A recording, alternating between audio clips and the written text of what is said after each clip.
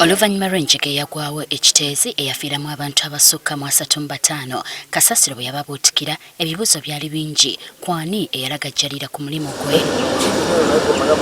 Wano kaliisoliiso wa gavumenti aliko alipoota gye yasindikira omukulembeze w'eggwanga kwani omutuufu ow'okuvunaanwa ku mbeera eno omwatokomokera obulamu bwa bannayuganda.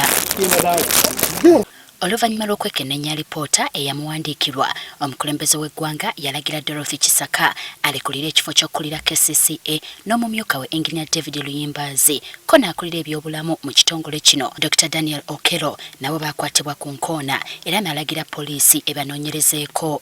Era twanoonyereza report ne tubeera nga tumuwaayo report gye tujja okuyita preliminary report gye twamuwa mu weeks nga 3 mu kunoonyereza era kati kye tulaba kiva mu ye okutunula mu report yaffe.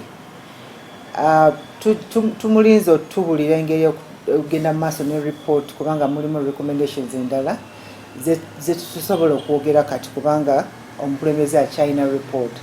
Kati ku bbalaza ya sabbiiti eno omwogezi wa poliisi mu ggwanga Kituuma Lusoke yategeeza nga bano bwe bagenda okweyanjula ku kitongole kyabwe ekinoonyereza ku buzzi bw'emisango. Era bajja tuwa sayidi yaabwe naffe tubabuulire okunoonyereza kwaffe kugamba ki. Tujja kuba tubeetaaga ku CID headquarters by ssaawa 3. Kati olwaleero Bano enkoko bagikutte mumwa okugenda Kibuli ku kitebe kya poliisi ekinoonyereza ku buzzi bw'emisango okubeerako bye baddamu. Bo bannamawulire obwedda babasendesa luti nga tebakkiriza yadde okubeerako kye balumika ku bigenda mu maaso. Bano abayingiddeyo ku makya obudde bugenze butambula nga tewali yadde aseguka naffe ne tukisimba. Ssaawa zibadde zikonokkiriza okwera 12 ez'olweggulo Bano ne bafulumizibwa mu mmotoka ya poliisi mu bukumi obw'ekitalo.